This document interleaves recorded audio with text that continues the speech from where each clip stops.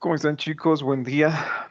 3 minutitos más, por favor, para iniciar la clase, ¿sí? Algunos compañeros se están conectando recién, así que dentro de 3 minutos más damos inicio a nuestra clase. Está bien, doctor. Buenos días. Buenos días, Buenos días, doctor. doctor. Buenos días, doctor, está bien.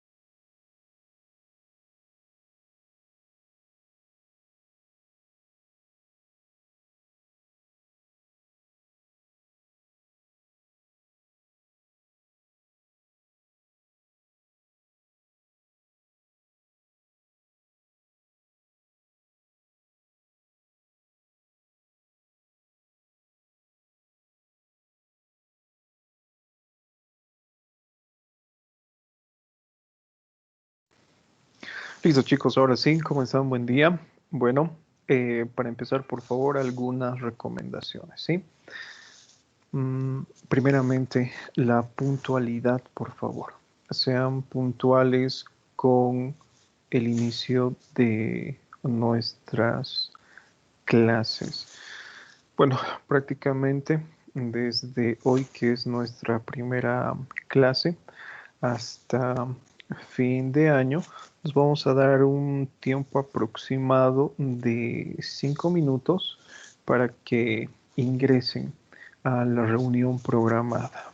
¿Sí? Yo creo que es el tiempo suficiente porque una gran mayoría, yo creo que está despierta desde las 6:45, pasando otras materias. Entonces, entre 5 a 10 minutos de tolerancia para el ingreso a nuestra reunión virtual, ¿sí? Estaba viendo algunos mensajitos que han dejado en el chat del grupo sobre que no pueden unirse a la reunión. Tengo algunas fotografías que le han tomado sus compañeros. No es que no puedan unirse, sino que lo que yo hago es programar la reunión eh, y me da la opción de activar la sala de espera. Entonces, ustedes se unen en el horario correspondiente y yo los voy a ir aceptando a todos aquellos que han ingresado en el horario establecido, ¿sí? Eso para evitar, bueno, algunas faltas que cometen, ¿no? Algunos estudiantes, como por ejemplo, se conectan, dicen presente y salen de la reunión, etcétera. Entonces, a través de esta programación que nos permite la plataforma Teams, en el horario inicial de clases, lo que mi persona va a hacer es que todos esperen en la sala de espera. Posteriormente, yo los admito y nadie más sale de la reunión, ¿no? Es la forma en la cual yo me doy cuenta de quién abandona la reunión, quién ingresa tarde, quién ingresa fuera del horario establecido, etcétera. ¿Sí? Por ejemplo, ahora, ¿no? Hay varios de sus compañeros que recién están enviando la solicitud para unirse a nuestra reunión virtual, ¿no? Con retraso ya. Entonces, la primera recomendación, doctores, el horario es sumamente importante, ¿sí? ¿Qué otra recomendación? Bueno, es la primera vez que nos estamos conociendo. Yo en este momento no tengo una cámara en mi dispositivo, pero ya a partir de la siguiente clase, bueno, eh, ya vamos a tener este tipo de comunicación activando nuestras cámaras, ¿no? No solamente yo, sino también todos ustedes deben tener la cámara activada, por favor, ¿sí? Si se están conectando desde un dispositivo celular, su teléfono celular tiene cámara, puede usarlo. Si se están conectando desde una tablet, desde un iPad, desde un computador, de la misma forma, eh, tienen que encender la cámara. Es la otra forma de cerciorarme de que están presentes, porque en ocasiones anteriores, ya desde el año 2019 que utilizamos esta plataforma virtual para impartir clases, no faltaba el estudiante, ¿no? Que se encontraba conectado, pero en realidad se encontraba durmiendo, realizando cualquier otra actividad. Entonces, no es lo deseable. Lo deseable es que a través de estas reuniones virtuales, de alguna manera, logremos desarrollar las competencias que tanto exige la universidad para sus estudiantes. ¿Listo? Entonces, dentro de unos minutos más, por favor, van a activar sus cámaras absolutamente todos. ¿Alguna duda hasta acá que tengan sobre lo que hemos mencionado, sobre estas dos reglas importantes para que desarrollemos de forma adecuada las clases? Ninguna. Bueno, les comento un poquito sobre el avance de la materia de semiología. No sé cómo ustedes han estado estudiando otras materias el año pasado. Probablemente varios docentes o quizás en su mayoría optaba por hacer lo que yo estoy haciendo en este momento, ¿no? Solamente hablar, hablar, hablar, hablar y no tener ninguna respuesta por parte del estudiante. Como les había mencionado hace algunos minutos atrás, es sumamente importante desarrollar competencias en los estudiantes. Y se puede realizar a través de la virtualidad, solamente que para eso se requiere lo que es una mayor participación por parte de ustedes. Entonces, en lo posible, vamos a utilizar todas las herramientas virtuales que se encuentren a nuestra disposición en la actualidad para desarrollar estas competencias. Es decir, que van a tener tareas de forma continua.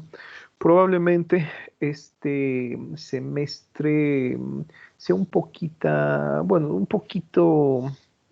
tedioso llevar mucha teoría. Sin embargo, vamos a tratar de que ustedes realicen ciertos trabajos, ¿no? Por ejemplo, van a tener que realizar exposiciones, van a tener que realizar alguna vez lo que es algún examen de aptitud, vamos a realizar pruebas de la misma forma que sean periódicas, van a realizar algunos trabajos, monografías, investigación, etcétera. ¿Por qué les comento eso? Porque usualmente en la materia de semiología no existe nota práctica, ¿sí? No es como las materias de primer año y segundo año, donde ustedes por cada parcial tenían una nota práctica. En la materia de semiología es un poquito diferente porque tanto el primer parcial como el segundo parcial no tienen nota práctica. Sin embargo, antes de que acontezca, por ejemplo, este tipo de situación que nos ha obligado a realizar las actividades de forma virtual, ustedes realizaban sus prácticas hospitalarias. Y tengo entendido que van a realizar sus prácticas hospitalarias, ¿no? Dentro de poco.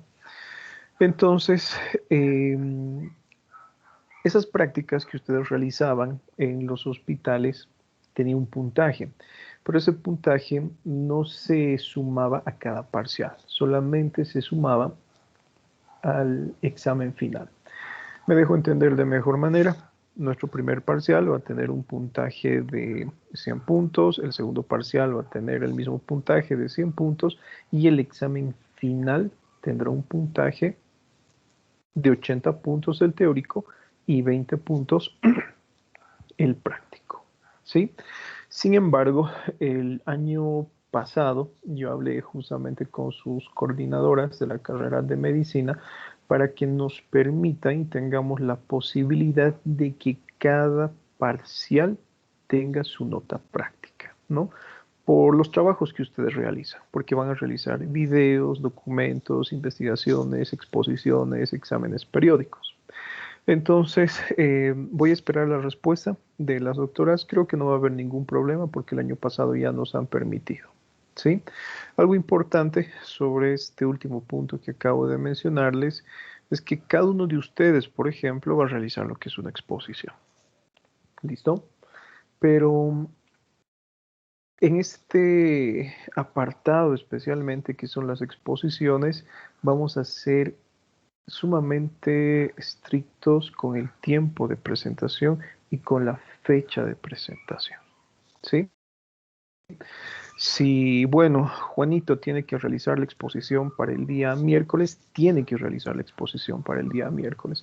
No podemos suspender las exposiciones que ustedes van a realizar por otra fecha. Eso porque, bueno, yo estoy a cargo ahora de 5 grupos de fisiopatología, de 4 grupos de semiología, entonces, por la gran cantidad de alumnos, por el tiempo, por ejemplo, que dispongo para dar clases virtuales, este es muy limitado, ¿sí? Entonces, si por X o Z motivo el estudiante ha perdido la posibilidad de exponer, lamentablemente su nota será de 0.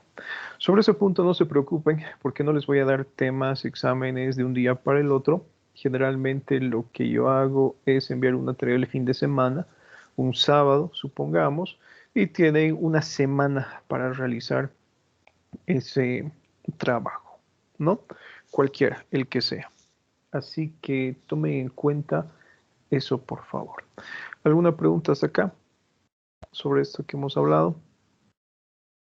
Doctor, Sí. ¿podría repetir cuánto va a ser la nota para los parciales? Tengo entendido que va a ser 80-20. Todos van a ser así mientras nos permita lo que es la, bueno, coordinación de la carrera de medicina. Como les había mencionado, el semestre pasado no ha habido problema alguno con esta sugerencia que se ha realizado porque he tenido muy buenos estudiantes que realmente han presentado trabajos excelentes. Entonces, a manera de recompensarles es que cada parcial ha tenido su nota práctica. ¿Sí? Obviamente, voy a conversar nuevamente con las doctoras para que nos permitan implementar esta modalidad por parcial y no solamente así el examen final. En otras palabras, si es que nos permiten, cada parcial teórico tendría un puntaje de 80 puntos y las prácticas sumadas tendrían un puntaje de 20 puntos. Dentro de estas notas prácticas tenemos 2 casillas a llenar especialmente para lo que es participación en las reuniones. Para eso manejamos un programa especial que nos permite descargar la plataforma Teams, en la cual yo puedo observar qué personas son las que participan, qué personas son las que rinden los exámenes, cuáles son aquellas personas que tienen lo que es mayor participación cuando se les realizan algunas preguntas, cuántas personas han levantado la mano, etcétera. Entonces, la participación, doctores, en clases tiene un puntaje. ¿Sí? Eso lo hago justamente también para evitar que todos se encuentren en silencio, ¿no? Porque, como les había mencionado, la idea es desarrollar las competencias en ustedes y evitar que todos se encuentren callados. Probablemente todos están calladitos porque tienen miedo a equivocarse, pero entre más se equivoquen, doctores, mejor. Así vamos a cometer menos errores en nuestro examen y dentro de nuestra vida profesional, ¿sí? Ahora, hay ciertas situaciones, obviamente, que escapan de nuestras manos. Hay estudiantes que trabajan, que, bueno, diferentes, ¿no? Temas que pueden evitar que asistan de forma regular a las clases. Todas estas situaciones, por favor, tienen que ser comunicadas con anticipación. Les pongo el siguiente ejemplo. El semestre pasado yo he tenido que sacar una lista de estudiantes inhabilitados, ¿no? Que tenían 20, 30, 40 faltas y muchos de ellos ni siquiera han asistido a una clase virtual, ¿no?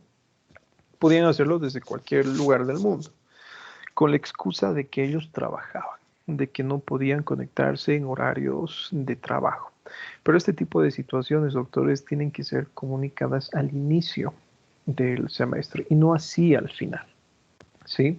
Porque al final, cuando avisan de este tipo de inconvenientes, bueno, complican prácticamente a todos, a ustedes mismos que son los estudiantes, porque tenemos que reprogramar las fechas, van a dirección de carrera, se dirigen al rectorado, al vicerrectorado, me tienen que enviar la carta, por ejemplo, para programar la nueva fecha de exámenes, presentación de trabajos, y nos complican prácticamente a todos.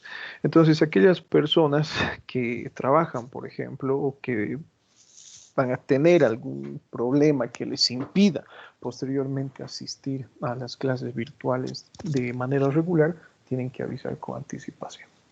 ¿Listo? ¿Por qué les comento esto?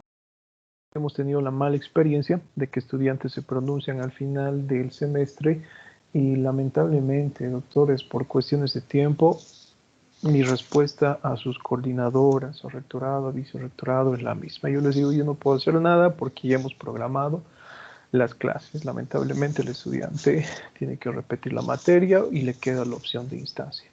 Entonces, tomemos en cuenta todo eso, por favor. ¿Listo?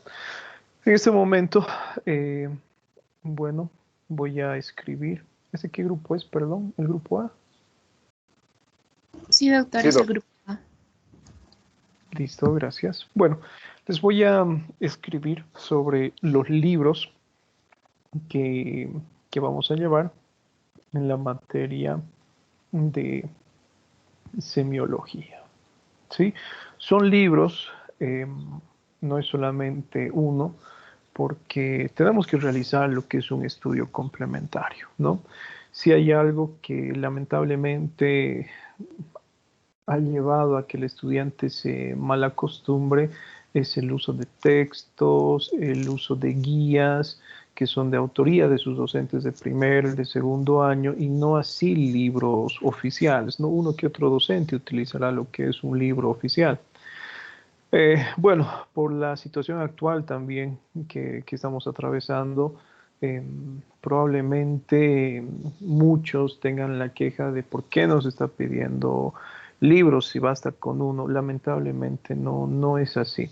Sin embargo, estos libros que les estoy solicitando, que les voy a solicitar, pueden encontrarlos en las bibliotecas virtuales de la universidad. El año pasado he tenido la posibilidad de ver si existían estos libros virtuales en la biblioteca de la universidad y están disponibles. ¿Sí? En caso de que no sepan cómo descargar, tienen un centro de ayuda Así que pueden pedir a ellos cómo ingresar a las bibliotecas virtuales, cómo descargar los libros, o son libros que están liberados para Bolivia, para Latinoamérica, así que a través de cualquier plataforma médica también pueden descargar estos libros. Para empezar, son 2 libros los que vamos a usar. ¿Sí? Vamos a usar lo que es el libro de Semiología de Chamorro, que es la tercera edición, que enseguida les envío al chat del grupo. Y vamos a utilizar el libro de Semiología de Suros. ¿Sí? Ambos libros se complementan. El primer libro, el libro de Semiología de Chamorro, es demasiado simple. ¿Sí? Es de un autor chileno.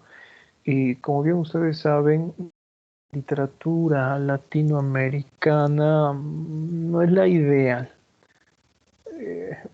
Omite mucha información que es de suma importancia, especialmente en lo que es semiología. Sin embargo, el libro de Semiología de Suros es completo y es un libro de semiología que es muy detallado, que es, podemos decir, el ideal para la materia de semiología, y no solo para la materia de semiología, sino que les va a servir también para materias futuras, ¿no? Nefrología, etcétera. Entonces, el libro de Semiología de Suros es el ideal. Es un libro de autor español y el otro es de, bueno, perdón, Suros es de autores españoles y estadounidenses. Entonces, es un gran aporte a lo que es el libro de semiología y es prácticamente el libro ideal para este tipo de materia. ¿Sí? Solo 2 libros. Al siguiente semestre vamos a utilizar otros libros porque nuestro programa analítico cambia. Vamos a ver cosas que son mucho más complejas, como por ejemplo examen neurológico. Bueno, cuando sea la ocasión les voy a solicitar qué libro es el que vamos a utilizar. Y bueno, a medida que pase el tiempo, si tenemos que actualizarnos, vamos a utilizar algunas guías de sociedades internacionales reconocidas. Les voy a pedir entonces como recomendación que se olviden, por ejemplo, de estudiar lo que es información de Wikipedia, del Rincón del Vago, etc. Tenemos sociedades internacionales que nos permiten descargar archivos, revistas, etcétera, para realizar lo que es un estudio adecuado de la materia. Incluso en la misma universidad les ofrece las bibliotecas virtuales Hinari, que desde que yo era estudiante siempre han estado allí, pero probablemente algunos de ustedes conozcan, ¿no? Así que la recomendación es esa, ¿no? Que ya vayan estudiando las bibliotecas virtuales para descargar sus libros. La universidad les está ofreciendo todos los recursos doctores para que tengan un aprendizaje adecuado. ¿Sí? ¿Alguna pregunta hasta acá? Activen sus camaritas, por favor. Doctor, disculpe, el libro de Semiología de Suros, ¿qué edición es? Estamos en la octava, puede ser la octava edición, no hay ningún problema. ¿Sí? Ya, doctor, gracias. En el libro de Semiología de Chamorro es la tercera edición. Doctor, ¿Sí? ¿habría algún problema si es que tuviera la segunda edición del Chamorro? Mire, ¿qué edición? De la tercera para adelante, tenemos la tercera edición, tenemos una cuarta edición que en realidad es una revisión de la tercera edición. La tercera edición sería la idea. La segunda edición también, pero el problema es que tienen algunos errores de transcripción. ¿Y cuál es el problema? Que va a ocasionar confusiones en ustedes, ¿no? Les pongo un ejemplo del libro de semiología de Chamorro de segunda edición, es que describe la proyección hepática como si el hígado se situara hacia el lado izquierdo y no hacia el derecho. Entonces, debido a esos problemas de transcripción, luego viene el reclamo del estudiante y bueno, queremos evitar, ¿no?, ese tipo de situaciones. ¿Sí? Y Doc, una consulta entre la cuarta y la tercera edición, hay mucha variación como tal, No, porque dijo que era una revisión, ¿no? sí, no, la verdad que no, es prácticamente la misma. Incluso si ustedes ya van comprando estos libros, probablemente les ofrezcan la cuarta edición como tercera edición y segunda reimpresión. Como les digo, no nos vamos a complicar mucho en eso. Suros octava, ¿sí? Que pueden descargarlo en formato PDF de cualquier página, como les había mencionado. Y Chamorro, en lo posible, doctores, la tercera edición. Si tienen una segunda edición por allí de sus hermanos, excelente, nos sirve, no hay necesidad de comprar, pero estén atentos siempre a las correcciones que vamos a realizar en el transcurso de nuestra clase. ¿Listo? ¿Qué más? ¿Alguna otra duda? ¿Alguna pregunta? Doctor, Adelante. ¿el libro de Argente nos sirve? El libro de Argente es muy bueno para la materia de semiología y también para la materia de fisiopatología, ¿sí? Pero, bueno, de eso les iba a hablar en las clases de fisiopatología, porque tenemos diferentes libros de Argente. Tenemos el libro de semiología, tenemos el libro de semiotecnia y tenemos el libro de semiología y fisiopatología, ¿sí? Si ese es el libro de semiología adaptada a la fisiopatología, es excelente, porque vamos a poder utilizarlo tanto en nuestras clases de semiología y sobre todo en nuestras clases de fisiopatología, ¿sí? Pero es buenísimo el libro de Argente, que igual lo vamos a ver para la materia de fisiopatología. ¿Alguna otra duda? El libro de Argente Álvarez, eso en fisiopato los voy a pedir. ¿Alguna otra pregunta o duda, doctores? Ninguna. Bueno, entonces comenzamos con nuestra clase. Primero me presento, yo soy su docente, el doctor Díaz, que voy a ser el encargado de formarles en dos materias que son pilares fundamentales dentro de la carrera de medicina: semiología y fisiopatología. ¿Sí? Formo parte de la Sociedad Americana de Cardiología. Eh, Son 6 años ya que llevo dando, 7 años que llevo dando docencia en la Universidad del Valle. Me desempeño como docente justamente de semiología y fisiopatología. Y bueno, dentro de lo que es el ámbito de medicina, ejerzo en la parte de lo que es terapia intensiva, medicina crítica, ¿no? Tengo la maestría en toxicología. Tengo, o actualmente, perdón, estoy cursando lo que es la maestría en algología virtual con una universidad española, que es la Universidad de Salamanca. Y de la misma forma, estoy cursando mi maestría, bueno, prácticamente ya terminando y realizando mi tesis para la maestría en educación superior por competencias, ¿no? Y justamente dentro de esta maestría en educación superior por competencias tenemos varios módulos sobre lo que es el uso de tecnologías en información, aprendizaje y comunicación.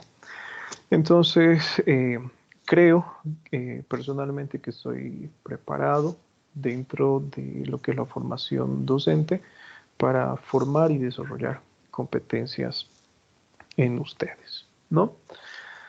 Así que, bueno, yo también quiero conocerlos. No nos vamos a presentar porque son un montón de estudiantes y vamos a perder toda la clase, ¿sí?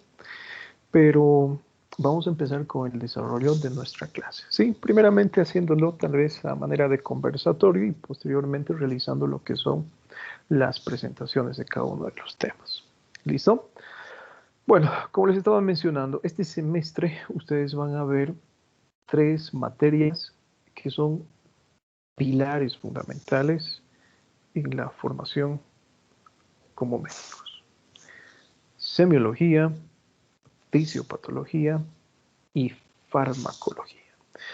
Independientemente de la especialidad que ustedes escojan a un futuro, estas 3 materias siempre les van a acompañar y se interrelacionan. Semiología lo van a ver de por vida, deben conocer el proceso fisiopatológico de la enfermedad, porque el proceso fisiopatológico de la enfermedad nos va a dar a entender una correcta interpretación de síntomas y signos, que es la semiología, y si yo sé interpretar de forma correcta este tipo de datos clínicos, seré capaz de realizar un diagnóstico oportuno. Y si yo sé realizar un diagnóstico oportuno, obviamente también voy a saber realizar una terapéutica adecuada, es decir, farmacología principalmente, ¿no?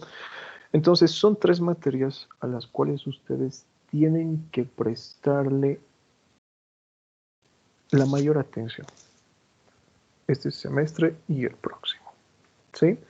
Las otras materias, anestesiología, inmunología, no les estoy diciendo que son menos importantes, pero dentro de su pénsul, ustedes han visto que si reprueban semiología, no pueden llevar materias de 4º año. Si reprueban fisiopatología, de la misma forma. Si reprueban farmacología, de la misma forma. Necesariamente para que ustedes pasen a 4º año, deben aprobar estas 3 materias, ¿sí? Que son la base de la medicina prácticamente.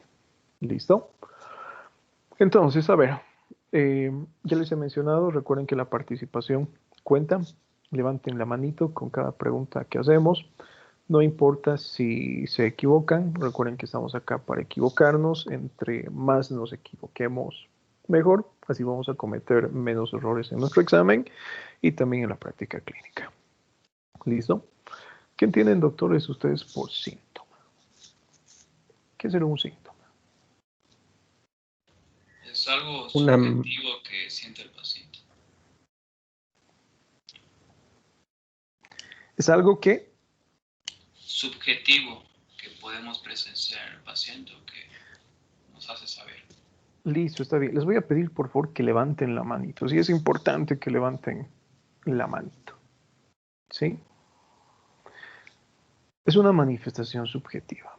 ¿Qué entienden por una manifestación subjetiva? ¿Qué será subjetivo?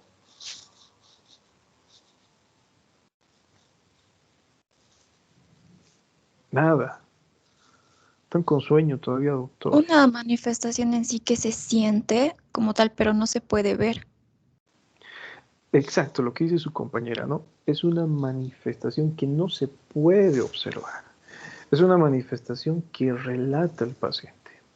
Y lo que nosotros tenemos que hacer dentro de la materia de semiología es justamente interpretar ese tipo de manifestaciones. Esa madrugada uno de sus compañeros mencionaba lo siguiente. Me decía, es una manifestación que no se puede interpretar. ¿Sí? Eso está totalmente equivocado. Se puede interpretar, sí, pero no se puede ver. Deme el ejemplo, a ver, Vanessa, que ha levantado la mano. Vanessa Barral. Deme el ejemplo de un síntoma. Puede ser el dolor. El dolor, por ejemplo. ¿Sí? Es una manifestación que yo no puedo observar.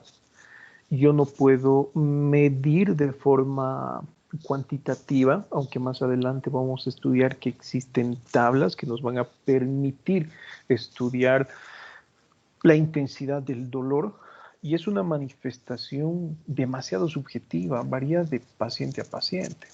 Eso ustedes ya lo han visto en sus clases de fisiología. Depende, por ejemplo, del umbral de dolor de cada individuo y depende también de la tolerancia al dolor de cada individuo. ¿Sí? Es una manifestación entonces subjetiva, que no se puede observar, pero que el paciente refiere. ¿Sí? ¿Qué será un signo entonces? Adrián Mateo Velarde. Signo llega a ser algo que sí podemos medir y cuantificar, por ejemplo, la Listo, está bien lo que dice su compañero. Es una manifestación objetiva, es aquello que se puede medir, es aquello que se puede observar, es aquello que se puede cuantificar. Un ejemplo, la fiebre. Sin embargo, les pongo el ejemplo sobre la fiebre. Puede ser un síntoma, puede ser un signo o puede ser un diagnóstico. Probablemente, a ver, vamos a hablar de lo que se ha puesto de moda estos últimos meses, ¿no? Coronavirus. Pacientes asintomáticos que presentan, por ejemplo, lo que es un incremento de la temperatura corporal, fiebre. Asisten al banco, asisten al supermercado, el guardia de seguridad o el policía detecta que su temperatura corporal se encuentra incrementada, pero el paciente ni cuenta se había dado que sufría de fiebre. En ese caso estamos hablando de lo que es un síntoma. Pero cuando ustedes refieren o cuando ustedes tienen, por ejemplo, fiebre, muchas veces también existe una serie de modificaciones que nos van a orientar a que padecen de este tipo de alteración. Por ejemplo, los ojitos se les vuelven más rojos, la piel es sudorosa, tienen taquicardia, empiezan a transpirar, etc. En ese caso, hablamos de signo. ¿Y en qué caso hablamos de diagnóstico? Que eso lo van a ver seguramente en sus clases de infectología. Por ejemplo, la fiebre de origen desconocido. ¿Sí? Entonces, está bien, sabemos lo que es un síntoma y sabemos lo que es un signo. ¿Y qué será un síndrome?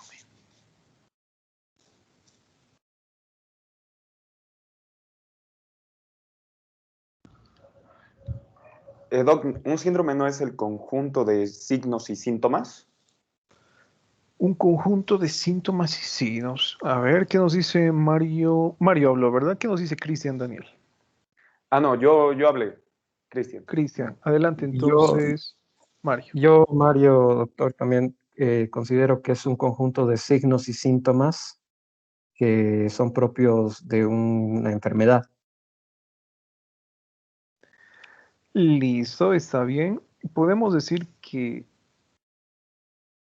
es un conjunto de enfermedades, lo vamos a denominar así, que se caracterizan por presentar síntomas y signos similares. ¿Sí? Por eso les pongo un ejemplo. Síndrome de insuficiencia renal aguda. Yo sé que todavía no saben, lo vamos a estudiar más adelante, especialmente en la materia de fisiopatología. Cuando hablamos de síndrome de insuficiencia renal aguda, los síntomas y signos son similares, muchas veces los mismos, pero son diferentes enfermedades los que pueden ocasionar este tipo de síndrome. Les pongo un ejemplo. La insuficiencia renal aguda puede clasificarse según su causa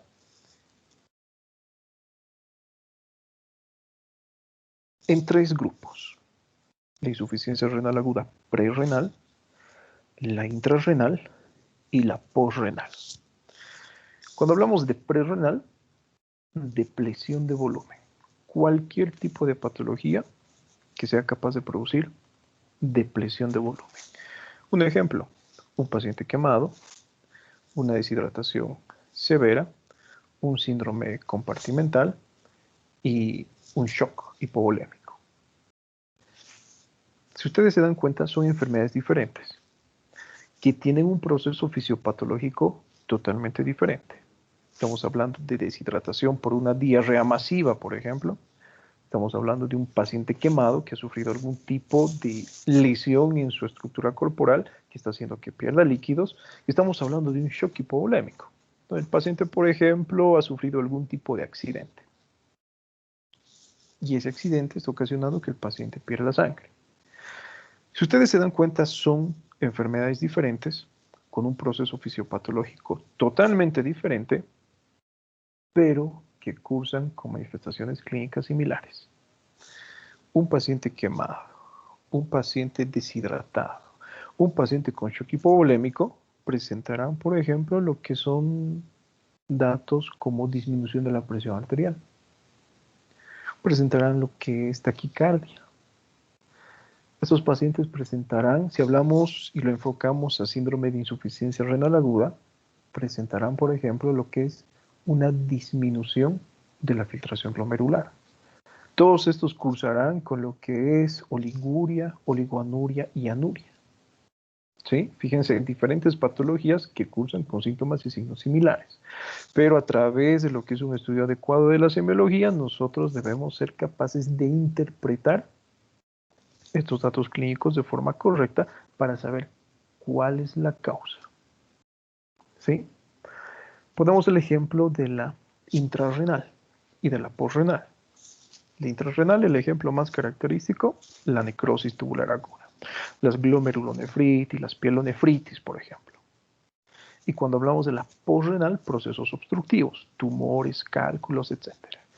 Fíjense que tenemos igual otras patologías que tienen una causa etiológica totalmente diferente, tienen un proceso fisiopatológico totalmente diferente, pero la prerrenal, la intrarrenal y la posrenal cursan con sintomatología similar. Entonces, ¿cómo nosotros somos capaces de diferenciar? A través de la interpretación correcta de síntomas y signos. ¿Qué es semiología, entonces? ¿Qué es lo que ustedes esperan aprender este semestre en semiología?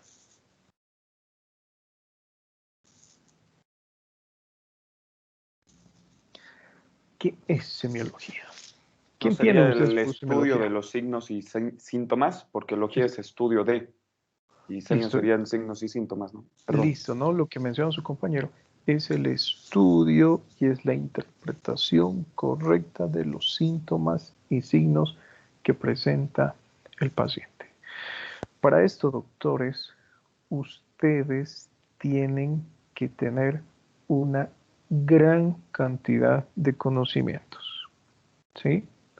Se supone que están en tercer año y se supone que han adquirido una gran cantidad de conocimientos previos.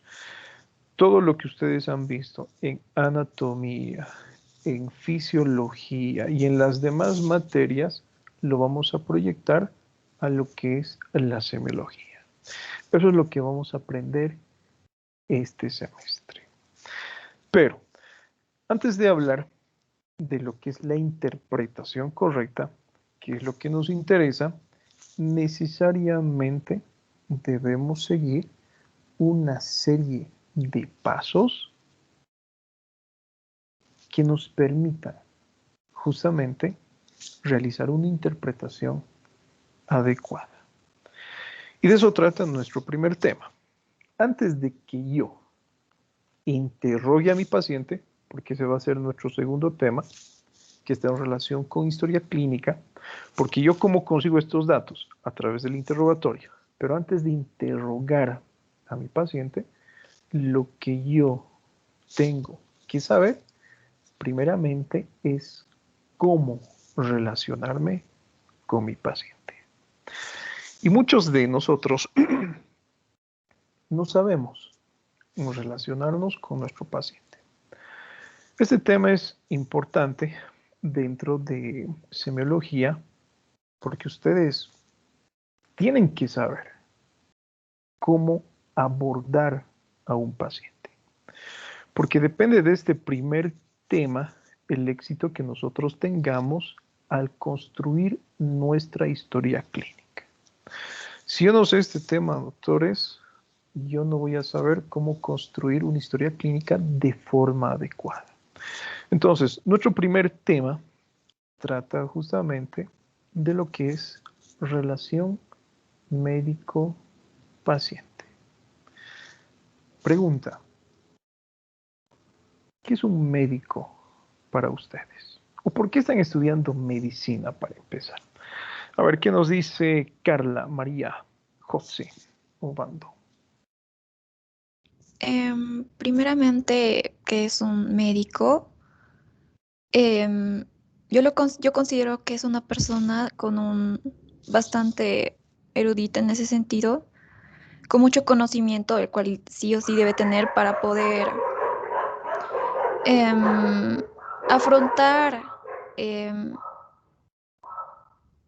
todos los pacientes, o sea, todas las enfermedades que vaya a haber o síndromes que vaya a tener un paciente y debe tener el conocimiento como tal para poder realizar un buen diagnóstico, un buen tratamiento como es debido. Ya, está bien. A ver, vamos a dar paso a su compañero Andrés. Mauricio, ¿qué nos dice Andrés? Por usted que es un médico. Al igual, compartiendo un poco tal vez con mi compañera, considero que es una persona profesional que tiene que estar lo debidamente capacitada en en lo que es el área de salud para poder realizar para poder realizar lo que es un diagnóstico correcto, una exploración correcta, ver, ver las diferentes tratativas o diferentes opciones que existen para el tratamiento y a la vez para que el paciente, si es como ha llegado con alguna afección, pueda salir de la misma manera, ¿no? Listo. ¿Qué nos dice Alejandra Fabiola Gutiérrez? Bueno, que es una persona capacitada para poder llegar a un diagnóstico tal vez de diferentes tipos de enfermedades que podemos presentar, ¿no es cierto?, en el día a día, o también puede ser no solamente una persona que trata, sino que también puede ser una persona que puede llegar al paciente, al usuario. Y Listo. no Está solamente... bien.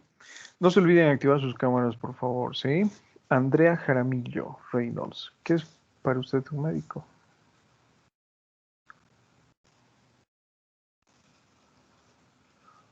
¿No está Andrea? A ver, adelante, Andrea.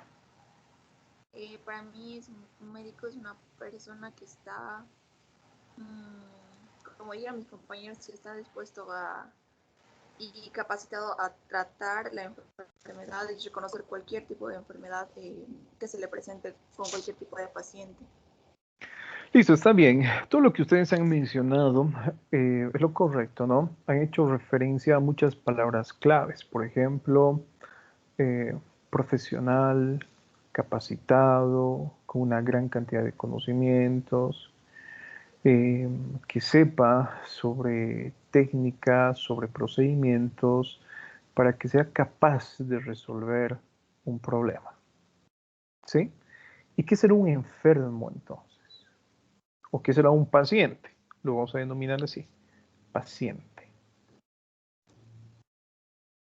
De ahí el nombre, ¿no? Relación médico-paciente. A ver, ¿qué nos dice Andrea Beizaga Ferrer?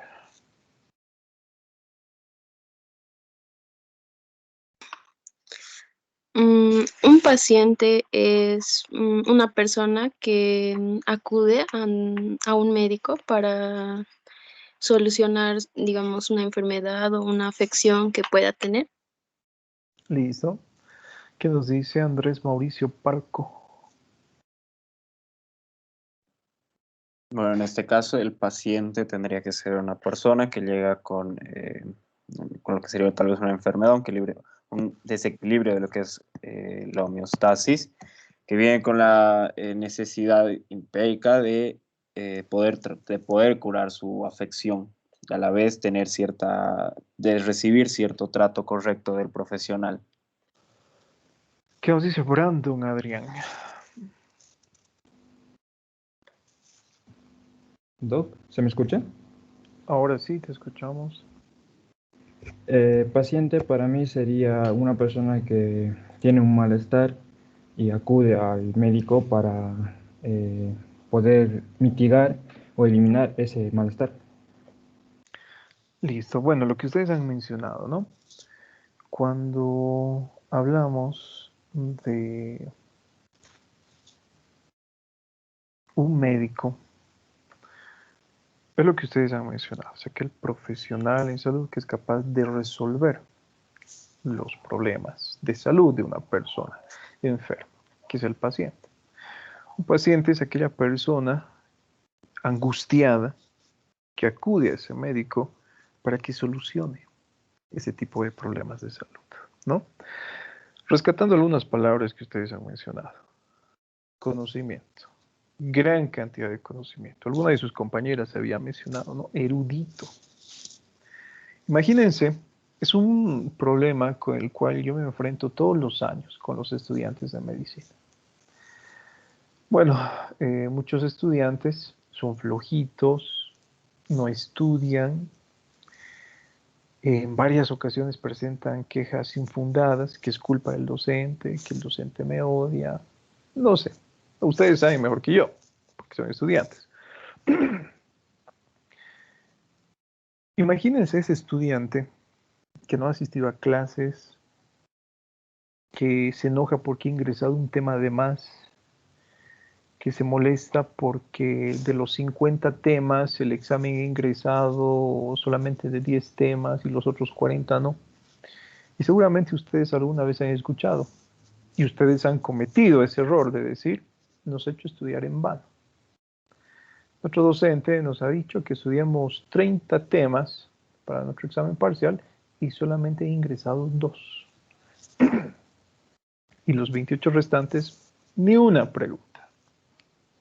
Y se quejan. Va a coordinación, levantan el reclamo, etc. Bueno, no han estudiado en vano. Les va a servir en algún momento de su vida, ¿no? Imagínense que ese médico que se queja y que solamente quiere estudiar para aprobar la materia, se enfrenta a un paciente en la vida real. Qué vergüenza, ¿no? Decir, yo no he estudiado para mi examen unidad cardiológica, porque le tengo terror al electrocardiograma y terror a valvulopatías. Pero sí estudié bien la parte de neumología, porque es más facilito. ¿Por qué mejor no consulta con ese mi amigo que ha estudiado y no conmigo? Porque yo no sé. Ustedes van a ser formados como médicos generales. A diferencia de un especialista, ustedes tienen que tener un dominio de varias ramas, por ejemplo. No un dominio tipo especialista, pero sí un dominio general. Y tienen que ser capaces de solucionar los problemas de salud de esta persona que se enferma. ¿Sí? Nos vamos a olvidar un poquito de relación médico-paciente y solamente vamos a hacer referencia a lo que es una relación. ¿Qué es una relación para ustedes? Cualquiera, por favor. El que levante la mano puede responder, ¿sí? Recuerden que la participación vale puntos, doctores. Son 2 casillas de participación práctica que tenemos que llenar hasta el primer parcial. Entonces, entre más participen, mejor. Aquellos que no van a participar, lamentablemente en esas casillas van a tener 0 y 0. ¿Sí? Así que hagan el esfuerzo por participar, por favor. ¿Qué es una relación? Háblenme de una relación. Para ustedes, ¿qué es una relación? La interacción entre una persona y otra. La interacción entre una persona y otra. ¿Qué nos dice Carla, que también levantó la mano, y Vanessa, que también levantó la mano? Primero, Carla, adelante. Exactamente como dijo mi compañero, más que todo la interacción verbal y física de 2 personas. La interacción verbal y física de 2 personas. ¿Qué nos dice Vanessa Barral? Comunicación. Una relación es comunicación. Comunicación. ¿Sí? Bueno, doctor, a ver, ¿quién más? Adelante. Francisco. A mi parecer, una relación es un lazo entre 2 personas, la cual se basa en una confianza, la cual va creciendo cada vez más, para que así puedan dialogar de mejor forma, como mencionó mi compañero, ya sea física o verbalmente. Listo. Bueno, vamos a poner el ejemplo que ustedes acaban de mencionar y un ejemplo que sus compañeros habían mencionado esta mañana. ¿Sí? Alguno de sus compañeros me mencionó lo siguiente. Me dice que una relación es la interacción entre varias personas. Bueno, hasta cierto punto es verdad, pero vamos a quedarnos con lo que ha mencionado Francisco, ¿no? Debe ser interpersonal. Entre 2 individuos solamente. En este caso, entre el médico y su paciente. Pongamos el ejemplo que sus compañeros han puesto esta madrugada. Hablemos de una relación entre varias personas. A ver, cualquiera de ustedes deben tener relaciones amorosas. ¿Qué pasaría si esa relación sentimental que ustedes tienen con su pareja, bueno, descubren que no es interpersonal, sino que esa su pareja tiene 2 o 3 novios o novias más? ¿qué pasaría con su relación? Se pierde la confianza. No hay confianza, ¿verdad? No hay confianza. Se rompe la relación. ¿Y qué pasa si se rompe la relación? Si no hay confianza. No hay manera de proceder a una comunicación. No existe lo que es una comunicación. Las personas ni se miran, dejan de hablarse, que probablemente a ustedes les ha pasado, ¿no? Cuando estaban en el colegio o en la universidad, estaban enamorando con una persona, resulta que esta persona les ha engañado y ustedes ya ni le hablan, ya ni le dirigen la palabra. Y qué incómodo, ¿no? Tener que pasar clases con él o ella en el mismo grupo, estando allí el novio actual o la novia actual, ¿sí? Ese tipo de problemas, por así decir, evitan que nosotros obtengamos datos en un paciente. Yo les pongo una experiencia, bueno, que hace varios años atrás la he tenido, cuando era estudiante todavía, cuando estaba realizando el último año de medicina, cuando estaba realizando el internado, ¿sí? ¿Qué es lo que ha sucedido en aquella ocasión? Les pongo en contexto un poquito qué es lo que ha pasado. Estaba rotando el servicio de ginecología y nuestros docentes de ginecología tenían mucha confianza en nosotros. Además que, bueno, el servicio de ginecología o la rotación de ginecología, mejor dicho, lo estaba realizando en un hospital público. Entonces teníamos la facilidad de tener mayor contacto con nuestros pacientes, ¿no?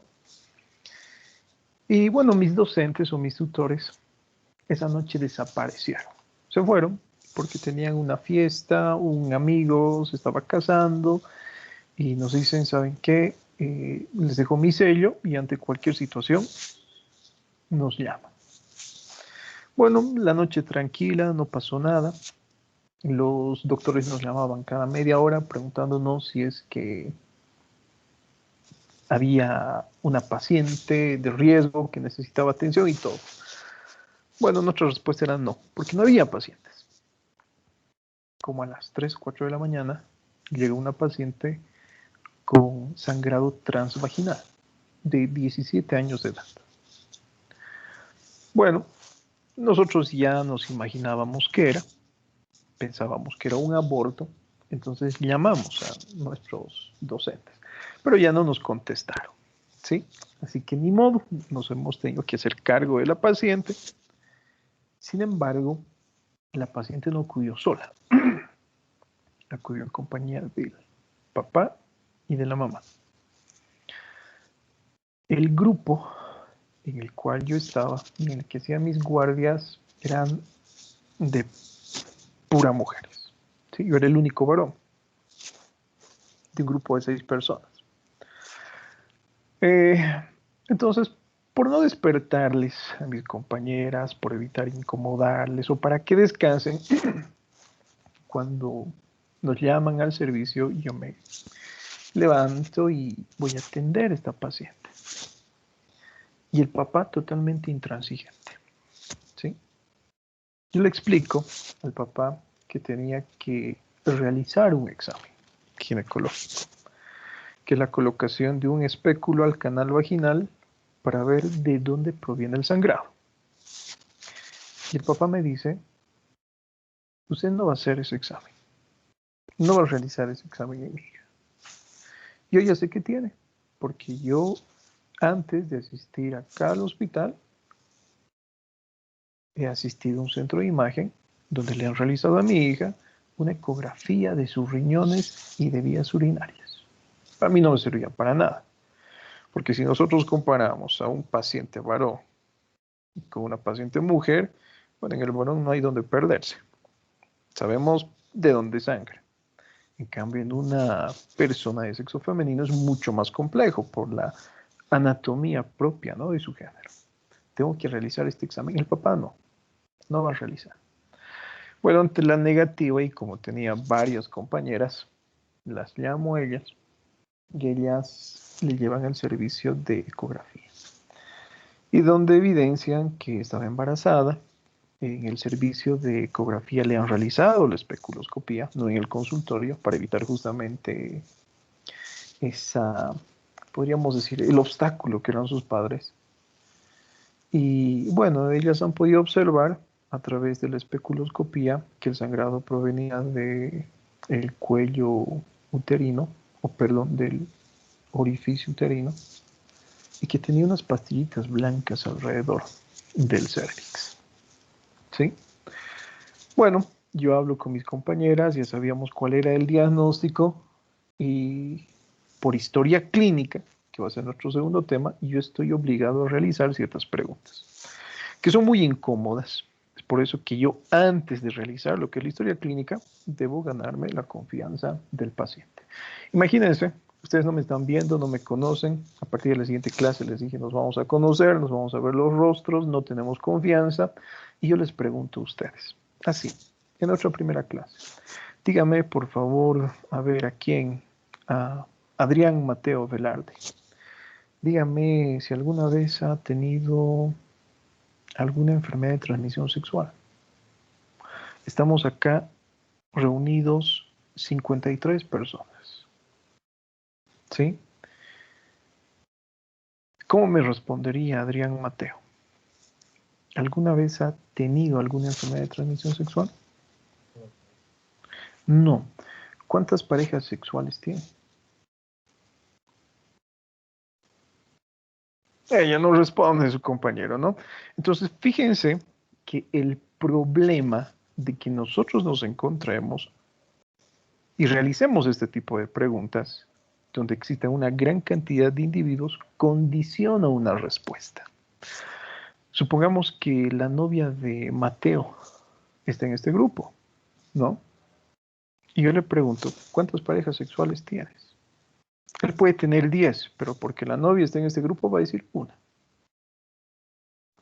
O probablemente diga ninguna al escuchar la palabra pareja o las palabras, ¿no? Parejas sexuales. Probablemente no quiere hablar más de su vida privada. Él no quiere exponer, por ejemplo, a su compañera que mantienen relaciones sexuales y evita ese tipo de información.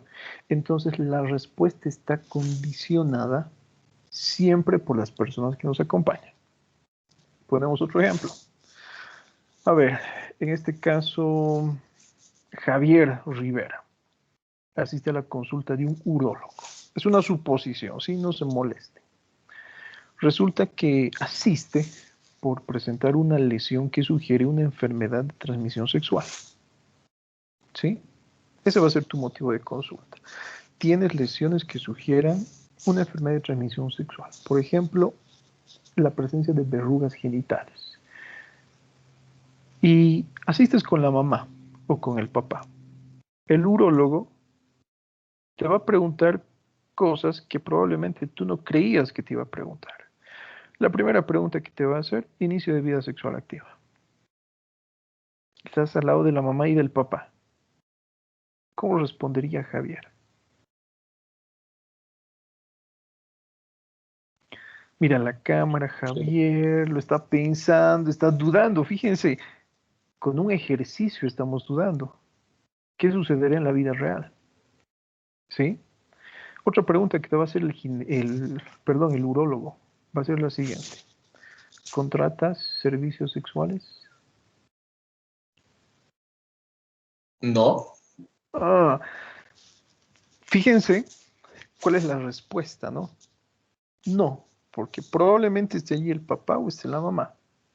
¿Sí? Y volvemos al ejemplo de esta experiencia que yo les he mencionado.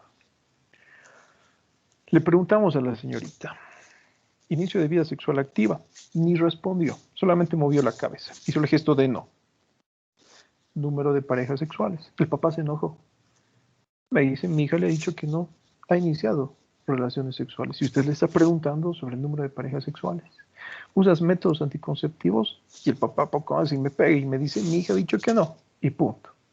Una vez que hemos logrado separar a los padres de la paciente, ya no había hoy la necesidad de mentirnos, porque ya sabíamos el diagnóstico. ¿Sí? La persona estaba presentando un aborto en curso. Inicio de vida sexual activa, 15 años. Número de parejas sexuales, 3 parejas sexuales tenía esta persona. Y justamente había decidido abortar porque no sabía de cuál de sus 3 parejas sexuales era el producto. ¿Sí? ¿Usas métodos anticonceptivos? Sí, solamente el de Barrera, pero en alguna ocasión, nada más. Entonces, si ustedes se dan cuenta, condiciona la presencia de otras personas en la consulta médica que esta relación se vea afectada. ¿Sí? Ahora, ¿existen excepciones? Existen excepciones. Muchas veces es necesario que un familiar acompañe la consulta médica. ¿En qué casos, por ejemplo? Yo les pongo uno. Cuando ustedes eran niños, cuando tenían 1 año, 2 años, no podían hablar, no podían caminar, no podían expresarse, sin embargo estaba allí el papá y la mamá para decir qué síntomas tenían, qué signos habían observado, para que su médico pediatra llegue a un diagnóstico adecuado. Esa es una excepción. Otra excepción, Un en paciente la cual se ha psiquiátrico. permitido eso. Un paciente psiquiátrico, por ejemplo, ¿sí? Que sufra de enfermedades psiquiátricas, esquizofrenia, que sufra de narcisismo, una personalidad bipolar o ya un estado diagnosticado de bipolaridad como tal, tantas cosas. ¿Qué más? Un paciente con retraso Un paciente mental, un paciente inconsciente. autista, un paciente inconsciente, por ejemplo, ¿no? Un paciente inconsciente va a llegar al servicio de emergencia con los ojos cerrados, desmayados, sin poder hablar, sin poder comunicarse. Necesita de otra persona para que explique qué es lo que ha sucedido. En ese caso está permitido. ¿Qué más? Un Paciente paciente con que ha demencia. demostrado ser de baja confianza. Todavía no vamos a hablar de baja confianza, ¿no? ¿Qué más? Una ¿Algún persona que paciente? viene de un trauma, como por ejemplo Un una paciente de violación. tercera edad. Un paciente de la tercera edad, por ejemplo. ¿Sí? Un paciente de la tercera edad tenemos 2 extremos de la vida, ¿no? Un paciente pediátrico y un paciente anciano. Si el paciente, por ejemplo, es anciano, no necesariamente tiene que tener lo que es una alteración mental para que exista la consulta médica. Yo les pongo un ejemplo muy cercano en mi familia. Yo tengo mi abuela que tiene sus 80 y tantos años, que es cardiópata, sufre de fibrilación auricular, hipertensión, tiene el antecedente de haberse realizado una cirugía, por ejemplo, cardíaca, un recambio valvular, etc. Lúcida, habla, conversa, te reconoce, no sufre de demencia, es una persona con la que puedes mantener una conversación de forma natural, normal, sin ningún tipo de complicación. Pero cuando yo le pregunto sobre su medicación, ella no sabe. ¿A quién tengo que preguntar sobre la medicación? A mi prima. Mi prima es la que sabe, bueno, qué es lo que consume, cuándo consume, en qué dosis consume, cuándo ha sido su última consulta, cuándo va a ser la siguiente consulta. Entonces, hay excepciones cuando hablamos de una relación, ¿sí? Lo ideal es que la relación sea interpersonal, entre médico y enfermo, sin que exista una tercera persona. Ya les he puesto el ejemplo. Si hay una tercera persona de por medio, generalmente esa tercera persona hace que esa relación no funcione. Y eso es lo que queremos evitar en la práctica clínica. ¿Sí? Obviamente tomen en cuenta estas excepciones que les he mencionado. ¿Listo? Ahora, bueno, ya sabemos que es una relación. Entonces, ¿qué es la relación médico-paciente? La relación médico-paciente es aquella relación propiamente dicha, interpersonal, entre lo que es el enfermo y lo que es el médico. Recuerden que el enfermo es aquella persona, bueno, que acusa de una enfermedad, que tiene una patología y que acude justamente a su médico porque en teoría él es el que tiene la capacidad, el conocimiento y la técnica para resolver su problema de salud. ¿Sí? Ahora, vamos a realizar esta actividad, porque están muy calladitos. Quiero que ustedes me digan cuáles son los componentes o los factores que pueden afectar o interferir en una relación. Nuevamente les repito, nos vamos a olvidar de las palabras médico-paciente. Vamos a hablar de una relación normal. El idioma.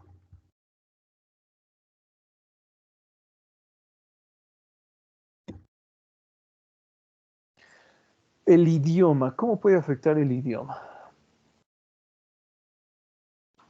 ¿Ustedes creen que el idioma puede afectar la relación entre Sí, dos Doc, personas? Sí. ¿Cómo? porque, o sea, el código no va a llegar bien dentro de la comunicación como tal.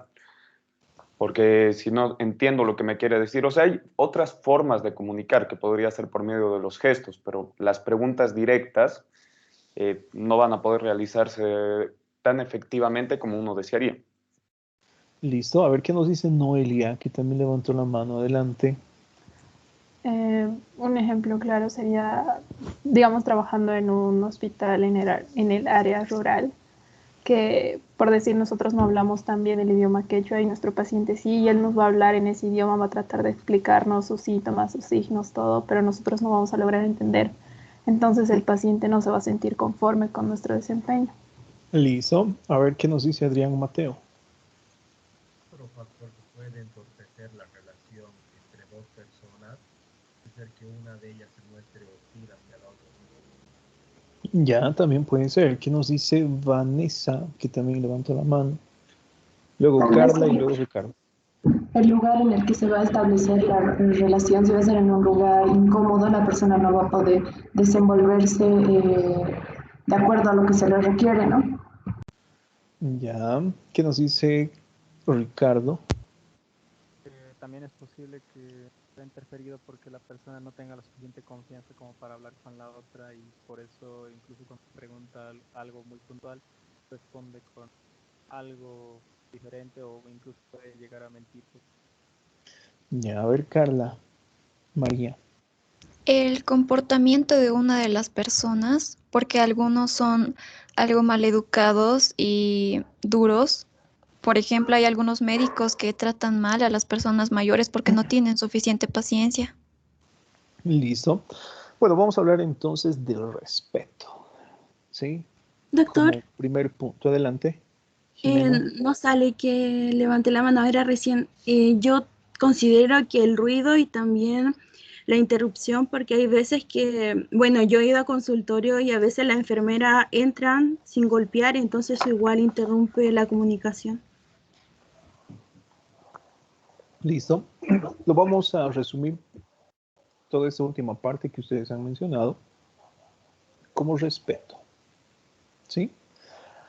Existen normas que nos rigen de educación y de buena costumbre, ¿no? O de buenas costumbres, que deberíamos tener mínimamente para tratar con respeto a una persona.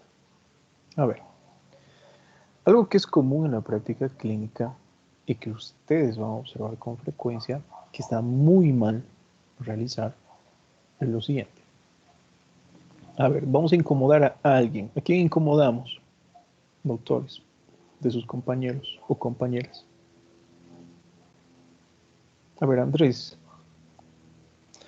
¿qué pasa si yo a Andrés le digo mi amor? Es nuestra primera clase. Tenemos 1 hora y 20 minutos. Yo no le digo a Andrés, Mauricio. Le digo, a ver, mi amor, contesta la pregunta. Se está riendo Andrés, probablemente le gusta que le llame así, no sabemos. ¿No? A ver, ¿cómo se siente Andrés? Se ha sonrojado Andrés. ¿Le ha gustado que le llame así? No, la verdad es que no, pero ¿Por qué gracias. no? ¿Por qué no? Es amable, es tierno, es Considero, amoroso. considero desde mi perspectiva que, o sea, ese piropo, esa llamada no está dentro de lo que es la relación dentro del docente y el estudiante. No sería de una manera correcta, según yo. Exacto, ¿no? Las cosas que pensará Andrés, ¿no?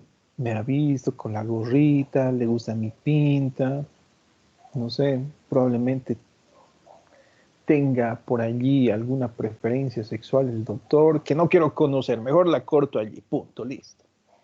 Fíjense que lo hemos puesto incómodo a su compañero. Y dentro de la práctica clínica, uno muchas veces utiliza ese tipo de palabras. Mi amor, mi reina, princesa, preciosa, linda, hermoso, hijito, papito, mamita, que está mal. ¿Sí? Ahora, eso también forma parte de nuestra cultura, que es otro factor que puede afectar la relación entre dos personas, ¿no? Ese choque cultural. ¿Hay algún compañero brasilero que tengan ustedes por acá? ¿Hay alguien que sea del Brasil? Ninguno, ¿sí? Hay algo que yo siempre he escuchado a mis alumnos brasileros. Una palabrita que muchas veces la han mencionado en clases, cuando ponemos este ejemplo.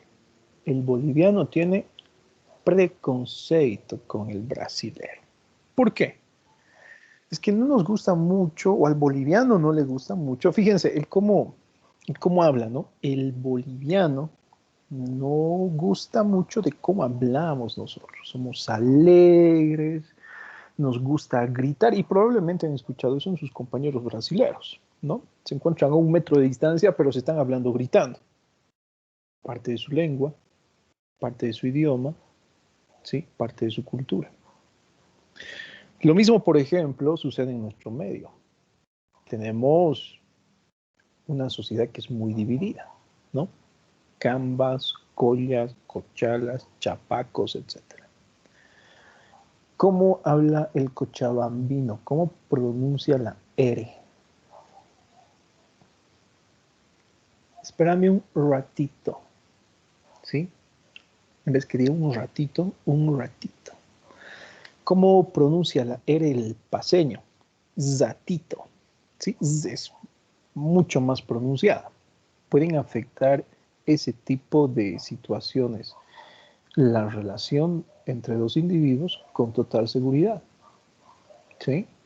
Yo les aseguro que ustedes probablemente, bueno, les ha causado gracia cuando ha salido este presidente Evo Morales, se ha puesto de moda, ¿no? Un videíto donde los ciudadanos del Alto han salido marchando, ¿no? En vez que digan guerra civil, decían guerra civil, creo, no sé, ¿no? Y nos ha causado gracia. Imagínense que nosotros tengamos ese modo de hablar de forma despectiva frente a un paciente de este tipo de regiones. Va a dañar completamente lo que es la relación. ¿Sí? Existen varios factores. Vamos a desarrollar cada uno de esos factores en las siguientes clases. Les pregunto lo siguiente, a ver. ¿Ustedes creen que el factor económico es un factor que puede interferir con la relación entre dos personas? El factor económico o socioeconómico. Doctor, ¿sí? Más bien eso sería parte de lo cultural, dependiendo de en qué ha crecido, qué sabe el paciente y el médico al respecto. Más adelante vamos a ver otro factor que afecta a la relación, es la cultura de un individuo. Sí, es verdad. Pero a ver, vamos a enfocarnos a la pregunta que les he realizado. ¿Ustedes creen que el factor económico, socioeconómico, afecta una relación? Olvídense de relación médico-paciente. Háblenme de las relaciones que ustedes tienen como estudiantes, como personas, como individuos, como ciudadanos.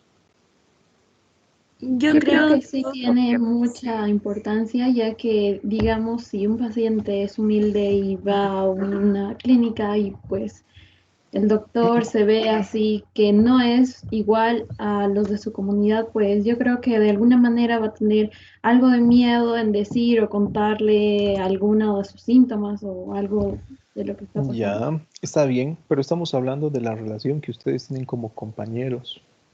Doctor, ¿El yo creo que aspecto sí socioeconómico influye afecta? en el trato. Por ejemplo, si hablamos de relación en global, cuando a veces una persona que no va bien vestida a una tienda no la atienden de la misma forma que una persona, por ejemplo, que va con traje. Entonces, considero que sí influye en nuestra sociedad la relación de lo económico con una persona que quizá tenga mejores recursos a una persona que tenga bajos recursos. Listo, está bien. A ver, les pongo un ejemplo. A ver, ¿a quién preguntamos? Vamos a preguntar a cualquiera de ustedes. A Saraí. Alba Flores, que ha levantado la mano. A ver, Saraí. Le pongo el siguiente ejemplo. ¿Sí? ¿Le gusta ir al cine, Saraí? Sí. Sí, le gusta ir al cine. ¿De dónde es, Saraí? Yo de aquí, Cochabamba. De Cochabamba. Bueno, como cochabambina sabe que los días miércoles en el cine eso era el 2x1, ¿verdad? Sí. Listo. Supongamos que usted tiene un novio y ese novio le invita al 2x1, un día miércoles. ¿Cómo se sentiría? Te dice, vamos al No. cine, pero solo el miércoles. Y él te dice así, es claro contigo, pero solo el miércoles podemos ir. No sé, porque el miércoles suele ser muy lleno y es como que todos se van y corren por un asiento, entonces es como Ya, muy está incómodo. bien, ¿no? Es lleno, Pero hay mucha gente en el lugar, probablemente tengan que hacer fila, etcétera. Pero le acepta la primera salida a él porque le gusta, le agrada, quiere tener una relación con él. La siguiente semana le invita de la misma forma al cine. Dice, igual vamos al cine, pero también miércoles. Pero en esta ocasión, él lo que hace es lo siguiente. Te pide permiso para hacer algo. Te dice, mira, no compramos las pipocas del cine porque son caras. O sea, gastar 40 pesos en las pipocas me parece carito, Saraí. ¿Por qué mejor no compramos de la señora acá del carrito? Con 40 pesos nos compramos todo el carrito, incluyendo a la señora, la podemos contratar para que nos lleve las pipoquitas dentro de la sala. ¿Sí? ¿Cómo se siente, Saraí? ¿Qué pensaría?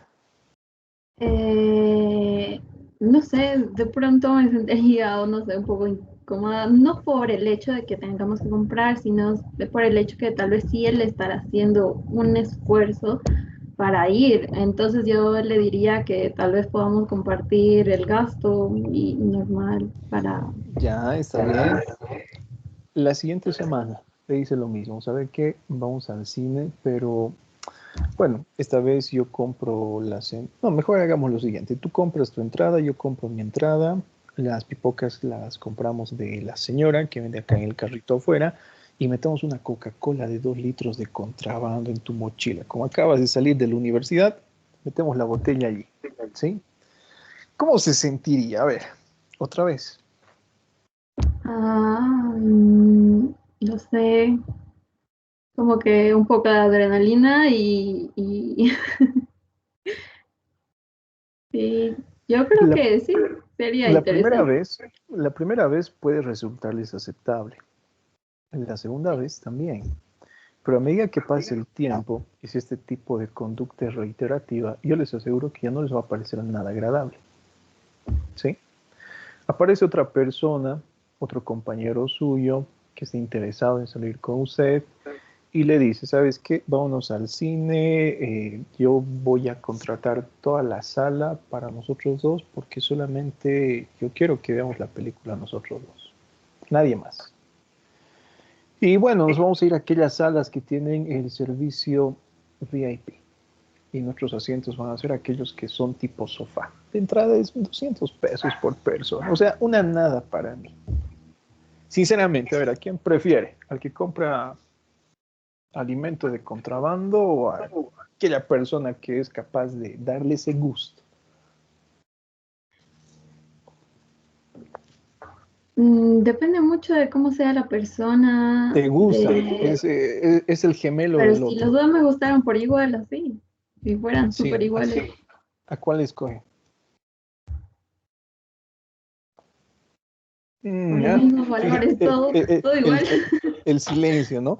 Tiene los mismos valores, son gemelos, uno gana más, el otro gana menos, uno es rico, el otro es pobre, etcétera. Fíjense cómo afecta el plano económico una relación. Y eso ustedes también, doctores, lo experimentan ahora que son estudiantes. Seguramente han visto dentro de sus grupos que hay personas que, bueno, comparten ciertos gustos, comparten cierto estilo de vida, que entre ellos se reúnen, por ejemplo. De aquellos compañeros que simplemente no comparten las actividades que ustedes realizan con frecuencia, los separan Puede ser de una forma inconsciente, pero lo hacen. ¿Sí? Un ejemplo característico. Todo el mundo ahora presumiendo el último iPhone que salió. Yo tengo el 12, tú te has quedado en el 10. Fíjense, no debería afectar una relación, pero lamentablemente afecta. ¿Y cómo creen que esos ejemplos que yo les he dado de una relación que ustedes tienen entre compañeros, entre amigos, es capaz de afectar la relación médico-paciente? ¿Qué tiene que ver en este caso lo que es el factor económico para que interfiera en la relación entre un médico y un paciente? Mientras ustedes van pensando, yo les comento lo siguiente. No debería afectar, pero lamentablemente afecta.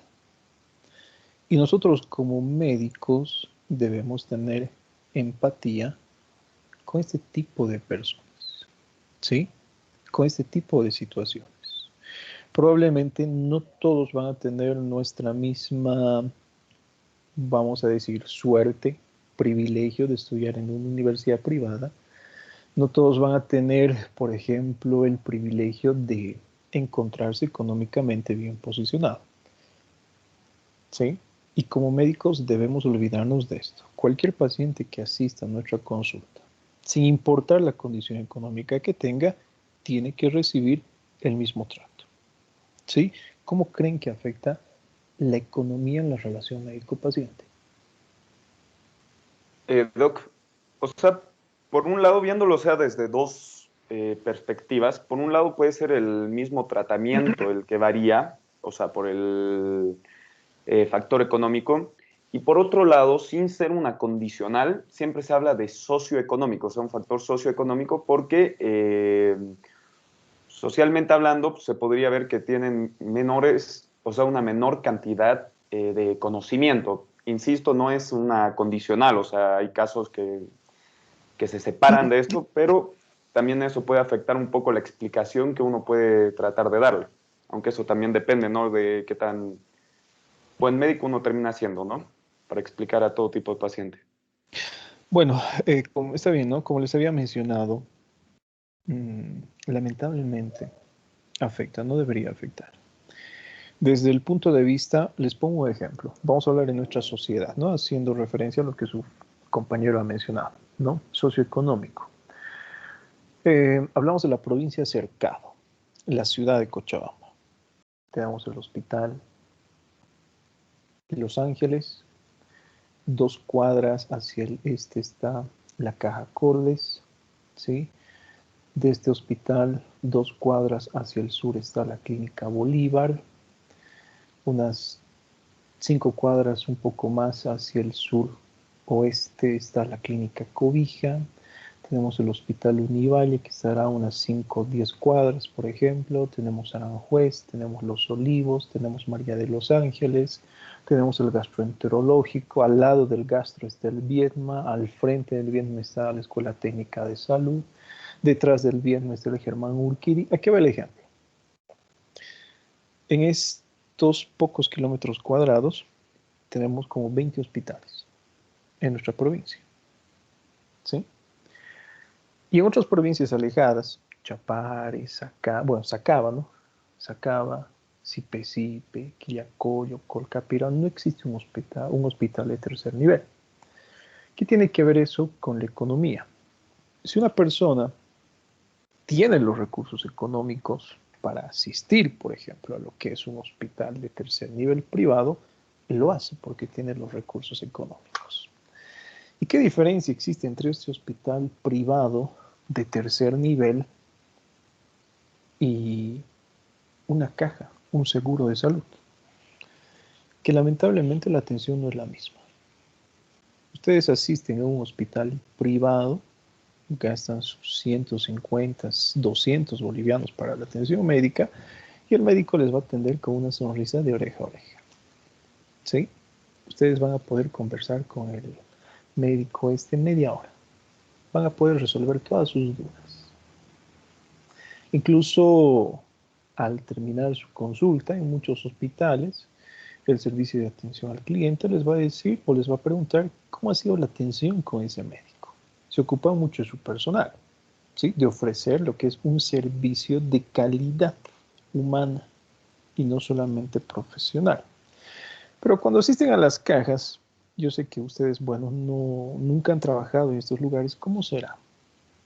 Puede ser el mismo profesional que trabaje, pero su tiempo es limitado. En 3 horas tiene que atender 6 pacientes, 8 pacientes. 5 minutos es más que suficiente para atender a este paciente. ¿Cómo creen que será la atención en este hospital? Estamos hablando del mismo profesional. Va a ser totalmente deficiente. ¿Sí? Lamentablemente sucede esto en nuestro medio. Y en nuestro medio podemos observar esto con mayor frecuencia que en otros lugares. No debería ser así, pero sucede con frecuencia. Ustedes han visto también acá, ¿no? Que los hospitales privados, por la inversión privada que se realiza, están mucho mejor equipados que los hospitales públicos. Cuando el que recibe mayor cantidad de recursos económicos son los hospitales públicos. Entonces, lamentablemente es una condicionante. En resumen, aquella persona que tiene la posibilidad económica de costearse un servicio de salud caro, tiene una atención mucho más privilegiada, a diferencia de aquel que no tiene los recursos. No debería ser así, pero lamentablemente es así. No solo en nuestro país, sino en toda América Latina. ¿Sí? ¿Qué otro factor, además del socioeconómico? Ustedes han mencionado hace algunos minutos el idioma. ¿Cómo es que el idioma puede afectar una relación? Les pongo un ejemplo. Hablamos otra vez de sus compañeros brasileros. Alguna vez he visto, bueno, he sido testigo de una circunstancia donde uno de estos ciudadanos brasileros, sin querer, ha terminado golpeando a una señora de pollera. Le ha empujado sin querer, ¿no? ¿Y qué es lo que ha hecho este ciudadano brasilero? Se hizo a un lado y pronunció la palabra opa. ¿Qué creen que ha pasado? Eso es lo que hizo. Se hubiera molestado más la señora, ¿no? Se ha molestado más. Se lo ha comido. ¿Sí? Le ha lanzado una ametralladora de palabras, pero terrible. Sí, le he hecho recuerdo a la abuelita, la mamá, a todos. ¿Sí? Se ha ofendido la señora porque este ciudadano dijo opa. Pero, ¿qué será opa para una persona? Para un compañero suyo brasilero. Creo que es como de sorpresa, más o menos, ¿no? Como decir, perdón, disculpe, opa. ¿Sí? Ese es un ejemplo de cómo el idioma puede dañar una relación. Claro, en su idioma, ese ciudadano brasilero dijo, perdón, lo siento, disculpe. Pero en nuestro idioma, ¿qué sopa? Tonto. Tonto. Sons. ¿Sí? Torpe. Entonces, si ustedes se dan cuenta, es otro ejemplo de cómo el idioma y el lenguaje, y más adelante vamos a hablar de esto, puede dañar la relación médico y paciente, ¿sí? Para la siguiente clase quiero que me digan eso. ¿Por qué el lenguaje técnico que utilizamos nosotros es capaz de interferir con la relación de nuestro paciente? ¿Sí? ¿Alguna pregunta que tengan hasta acá? Les voy a dar un ejemplo. A ver, ¿qué nos dice Noelia Jocelyn? ¿Qué es melena para usted, Noelia? Cabello abundante. Cabellito tipo Dora la exploradora, ¿no? Pero en medicina es una palabra que utilizamos para hacer referencia a algo, ¿sí? Yo le pregunto, a ver, a Jimena Belén Zambrano, yo le digo, mire, ¿sabe qué? Lamentablemente su hermanito tiene un hematoma subgaleal.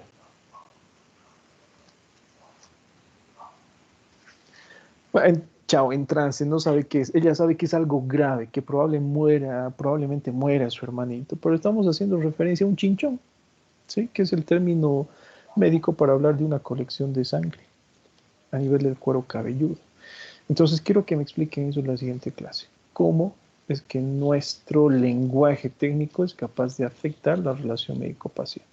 Y tomando en cuenta ese punto, ¿cómo debemos dirigirnos a nuestro paciente? ¿Sí? Listo, doctores, se nos ha terminado el tiempo, así que nos vemos la siguiente clase. Que tengan buen día, chicos. Un gusto conocerles. Chao, chao. Igualmente, doctor. Muchas Hasta gracias. luego. Igualmente, doctor. Gracias, doctor. Hasta luego. Doc, una